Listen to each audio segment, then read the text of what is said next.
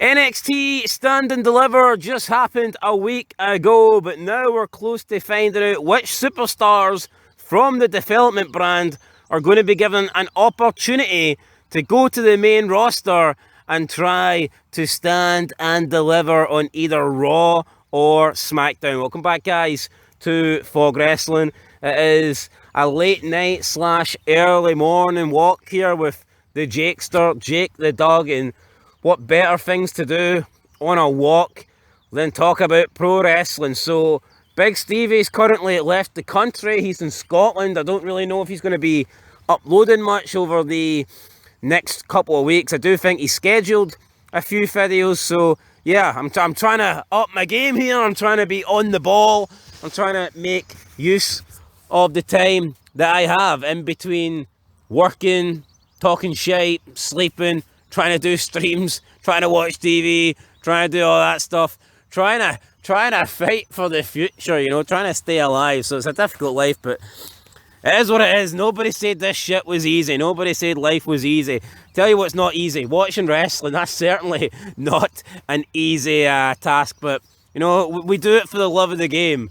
Or we do it out of loyalty. Or we do it out of some, I don't know, sick, perverted reason of punishing ourselves. I don't know what we do it for, but either way, enough of talking rubbish. Let's talk about NXT, which some people would argue is also rubbish. But there has been some names listed, and Dave Meltzer was talking on the Wrestling Observer. We know that after WrestleMania, we tend to see NXT wrestlers get called up. Not that many, you know. You usually get, I mean, less than half a dozen. You know, it's never normally any more than that. And it looks like we're going to see more again this year. And this is what Dave Meltzer had to say regarding that. So, Big Dave on the Wrestling Observer said the following. Among those listed are Ethan Page, Ricky Saints, Blake Monroe, and Jacy Jayne.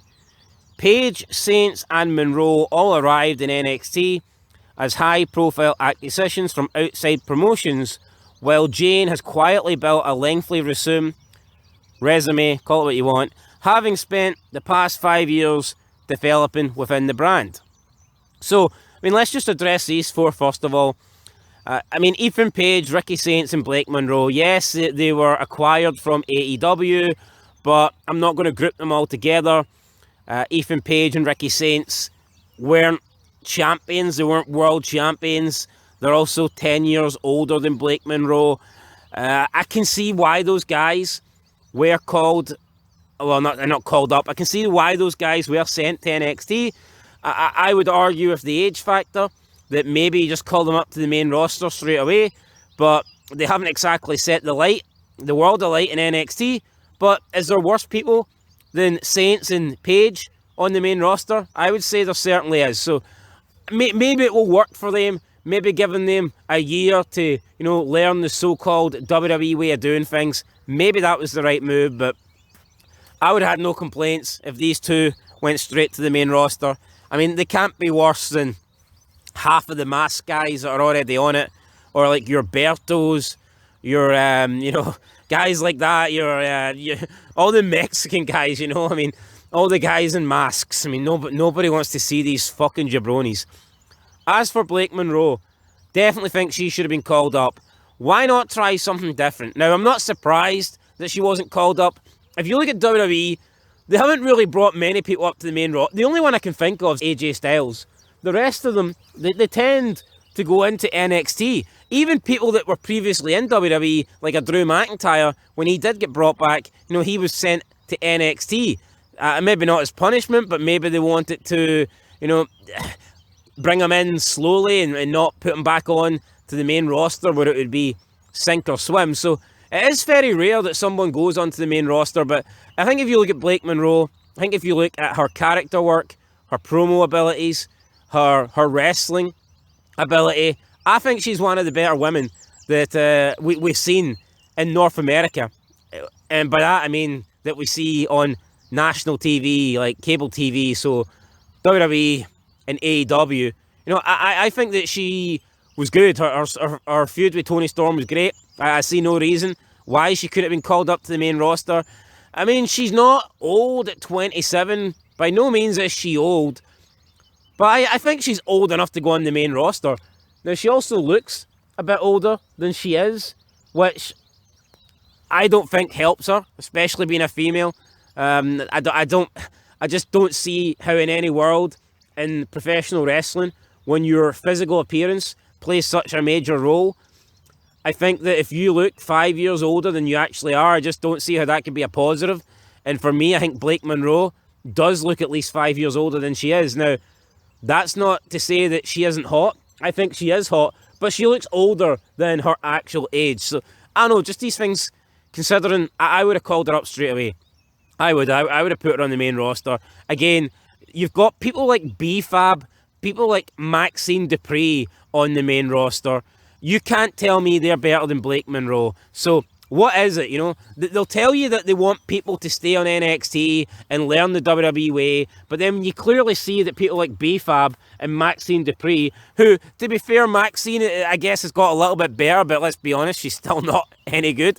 But, you know, these people never learned. So why do we send the likes of Blake Monroe to NXT? Why do we keep people in NXT a lot longer than they need to be? I just don't get it.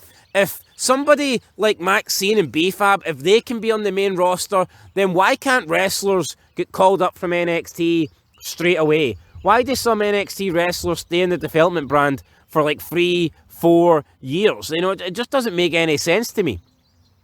Makes no sense to me at all. But I mean, even if you look at like a Tia Hale, she started when she was 18. She's like, we're 4 years on now. She's still in development. And we'll talk about Jacy Jayne, former NXT champion. She's been in NXT for 5 years. She's had 2 really lengthy title runs where she held the belt for, I would have to, I mean, well over half a year in both runs she held the belt. And, you know, for the past like 2 years at least, she has been in the main events of NXT. Why did it take so long to call her up? Why not just call her up when she lost the belt the first time around, you know? Doesn't make any sense to me. And I think you can see like a lot of women like that in NXT where it's like, what are you waiting for? I mean, even when you look at the likes of, let's say, a Jada Parker or a Lola Face. I mean, these women have been on NXT now for a few years.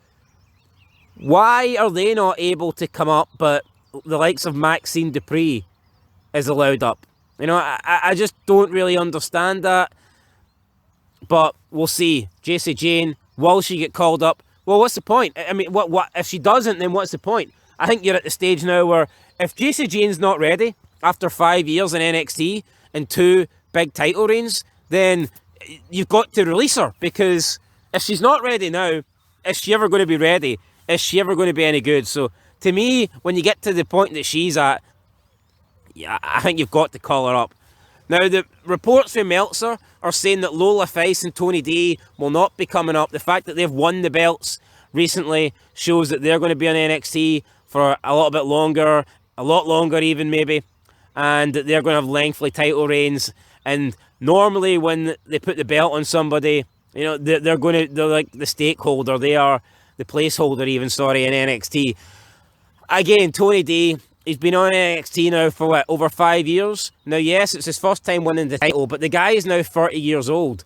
What are we doing? If Tony D, after 5 years in NXT, isn't ready now, then when will he be ready? And also, I think this is like a really bland version of Tony D.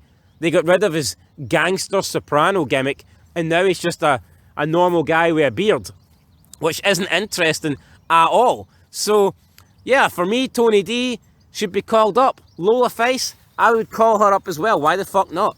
Why the fuck not? I would, but for whatever reason, they're not being called up. There's speculation that we could see Sol Ruka get called up, and again, I think she's good, got a good look, I like her. I would call her up. What's the point of wasting her for another year, another 18 months, another 24 months?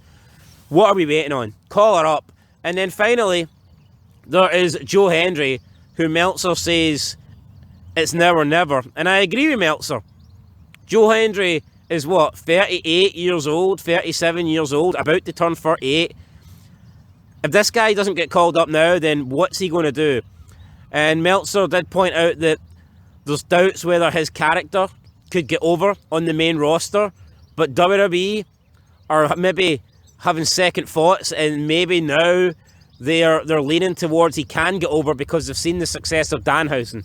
I mean, first of all, I would not consider what Danhausen has done on the main roster as success. I think that WWE have found a good role for Danhausen because he's nothing more than a throwaway comedy act, a bad comedy act at that, but he's not a serious wrestler.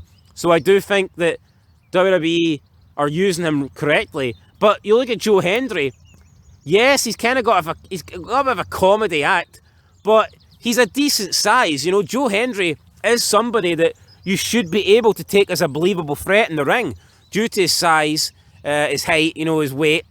So, yeah, I mean, there is elements of comedy and stuff to Joe's character, but I still think that Joe Hendry is somebody that could go into the main roster and get into the mid-card title mix, you know, straight away. So he's not like a Danhausen where he's going to be just in the R-Truth role, and that's as good as it gets for him. I do think Joe Hendry is somebody that could win a title on the main roster, but we'll see. Meltzer's saying it's touch and go with Joe Hendry. So, out of the ones named, I'm going to go through who I would personally call up. So let's do it. Paige, yes. Saints, yes. Monroe, yes. JC Jane, yes. And again, not necessarily because I think that JC Jane, Paige or Saints are good. It's more the fact that if you don't call them up now, then what are you going to do with them? You may as well just release them. Lola Fice and Tony D, they're the champs. I understand your hands are tied. You can't really call them up. I would call up Sol Ruka and I would call up Joe Hendry. That's my thoughts, guys. Let me know your thoughts down below and I'll catch you in the next one. I'll catch you later for more feds. But until then, been Fog Wrestling. Thanks for watching. Leave a like, leave a comment, subscribe, and peace.